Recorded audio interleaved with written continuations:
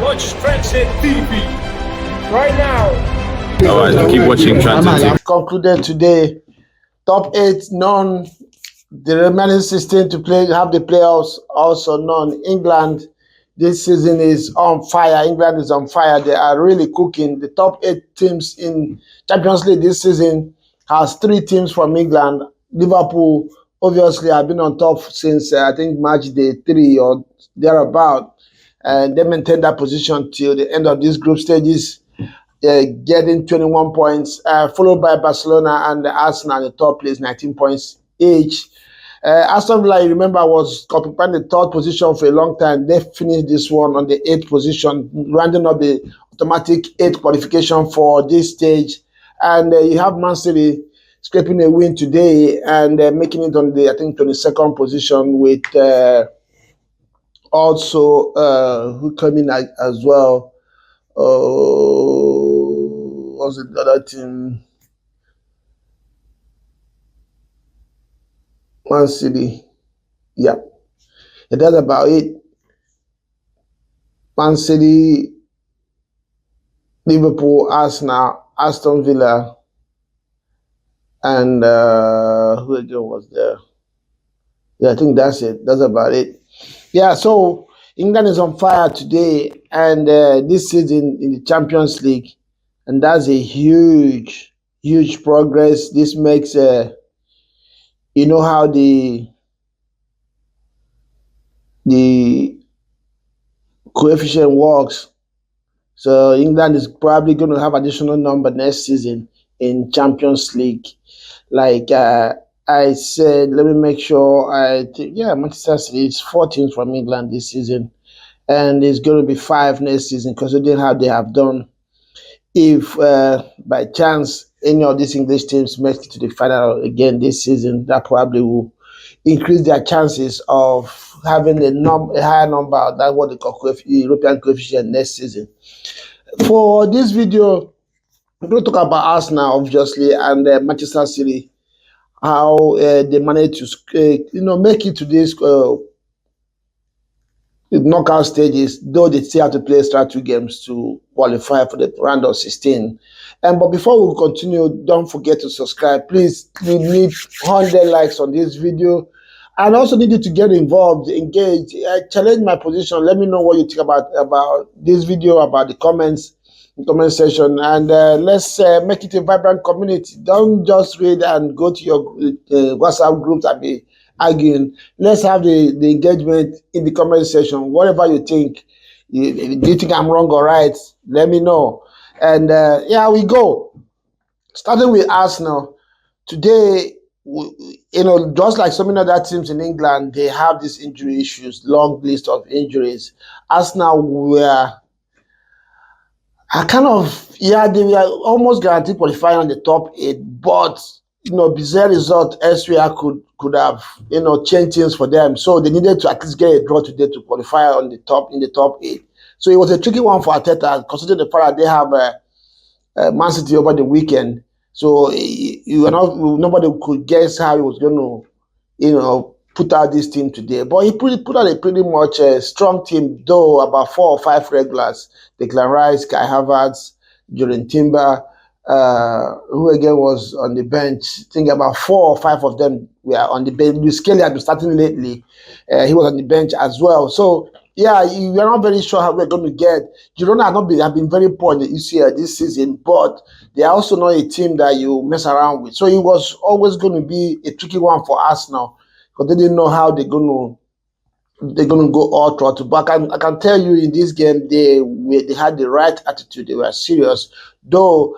Very early in the game, they were shocked by Girona, and you will say, "Yeah, here we go again." But Champions League this season, Arsenal has a very unblemished record. I don't think they have lost any game in Champions League this season. They only drew against Atlanta, and one other game that they won the rest of the games, which is a very good start to have this season. So it was a tricky one. It started that way, but I'm going to talk about the attitude of this team. I don't think Arsenal fans can say what they want to say. They can, you can complain. Yeah, of course, we are fans. We don't show our emotions every now and then.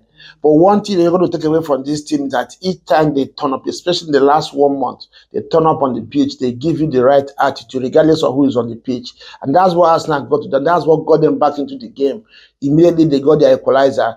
And they produced the Ineta Nwaneri, and this is the difference between him and Odegaard. Odegaard lately has become more and more involved in build-up play, deeper in the midfield, than creating chances of scoring goals. Ineta Nwaneri, each time he has the ball around the box, you always feel that something is going to happen in terms of scoring goals. And he made that move a few times. And the second time, he got it going to give Arsenal the lead after Jorginho scored a penalty to equalize for Arsenal. And that was just the attitude of the day. Like I said, you can't go wrong with the way this team performs each time they go on the pitch. You can quarrel about sometimes the application, especially when it comes to goal scoring and taking chances. But the attitude all around the pitch is something that Arteta has really, ingrained into this team. And anybody that's, related to us now will have to be proud of this one. Then let's talk about individual players. I've spoken about one area. Let's talk about Raheem Sterling. I don't think Sterling, that loan has not worked, and I don't think it's going to work. I think Sterling, I don't know if it's going to be confidence. I don't know if he has just lost form or there's something in his private life that is affecting his performance. He tried, but his performance, the quality of his contribution wasn't there. Yeah, he could see the effort, he could see the desire to do well, but the quality of the things, the goods that he produced today, we are nowhere close to the standard that is required. Especially even ordinary lofted kick that he can, that these are things that he teach players in the academies. He couldn't play the ball past the first man in front of him most of the time, and that's why when I saw him step up for that penalty, I knew he was going to lose it, because all through the game, Inter didn't make any good kick. Yeah, I could do some short passes, but any good kick, 10, 15 yards pass, none of them, especially crosses, couldn't even go past the first man. So I was worried about him stepping up for that penalty, and he funded it. So I don't know. Arteta is a very stubborn man. This was an opportunity to let Raheem Sterling go and get somebody on loan, but I know that would not do his confidence right. But for me, that loan has not worked. Neto today has not played games I think this should be his first game for us now. He didn't coming with a lot of confidence, and he showed. I've always liked Neto, but the good Arsenal conceded. Of course, he was just Neto in Sanchez in the face of Neto today for Arsenal, and that goal went in after Partey was exposed due to pace. And this is the problem I have with Partey playing on the right back. He doesn't have the pace to play in that, because obviously you're going to always get wingers who are pacey. So, but one good thing about that situation right there is that Arteta addressed it right away. He nearly scored that goal. He adjusted the team. Then after second half, Partey didn't come back to that position. I think he should have learned from that now and find a different solution to that situation right there when there is need for someone to step in that position. Partey does not have. I've always known about that. Partey does not have the pace to play in that position for us. Considering the fact that this team plays high up the pitch, so any ball in behind Partey is always going to struggle, and that's what we saw today, and we have seen it a few times this season. So for me, Neto, Arsenal, I don't know. I don't know what they're going to talk about. Say it's down to quality, or it's just because he has not been playing games, being much rusty. Yeah, but in terms of performance, probably he did much better than Sterling. Sterling has not done himself good since he's been in Arsenal, and I don't think he's going to get better.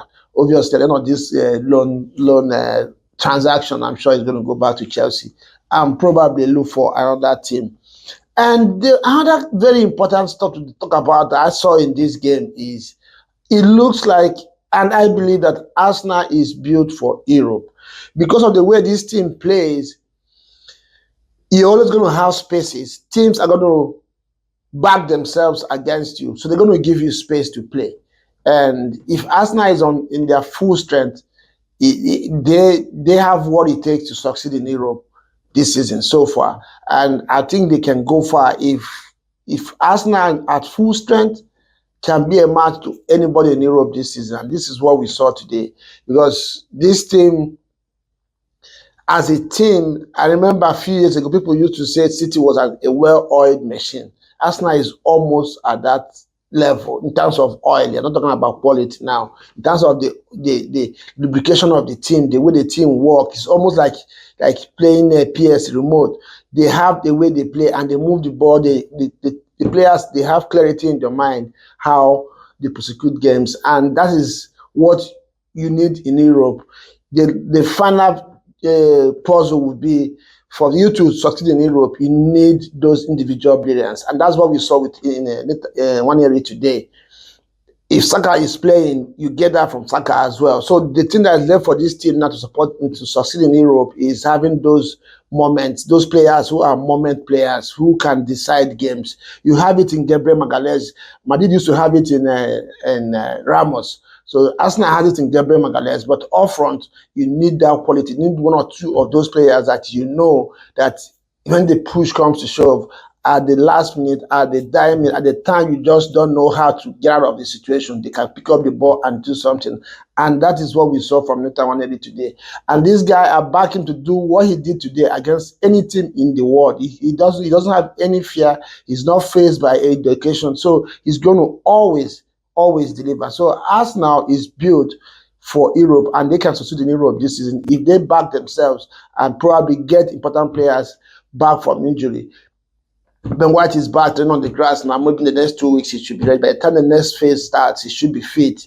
Saka probably will be nearing fitness that time as well. So yeah, who knows? It could be their year to do important things in Europe. We'll go to Manchester City. To be honest, and this is not beef, City is finished. This team is not going to recover this season. If Bruges were anywhere close to being a serious team, City would have been out of the Champions League this season. I don't know what it is. Let me not say I don't know what it is. I know what it is. They are very, very lethargic. This team have no pace. They have no legs in them, and they cannot give any serious team a game. And I believe and hope that we'll find that out again this Sunday against Arsenal. This team, there's nothing in their midfield. They can't just play football anymore with energy. And that's what we saw today. It was bad for City, especially in the midfield.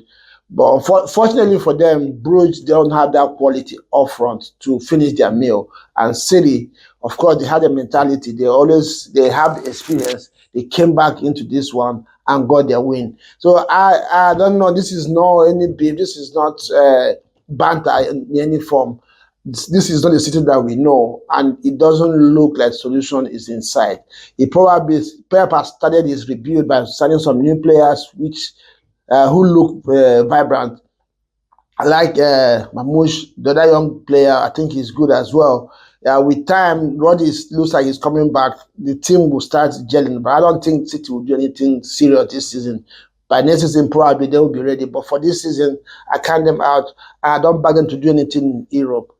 And one player that will hold his head high is Kovacic, and he's the catalyst that ignited the bounce back for City today. His ball carrying ability is second to none. His solo goal is up there with one of them in history, and he catalyzed that comeback today for City. So City owe him a lot, and I think he's beginning to become a big stature in that midfield in the absence of Rodri and KDB and the rest stepping up to the plate to do what we know they have been doing lately. So yeah, let me know what you think. Do you think City is going to bounce back this season? Arsenal, from the way they have played so far in Europe, do you agree with me that Arsenal probably are better suited to play in the Champions League than the league this season? Let me know what you think in the comment section. And of course, the panel will be here tomorrow to look at the entirety of the group stage, the games that were played today, the standings, and the possibility of teams making. Let me know what you think in the comment section. I'll see you again next time. Ciao.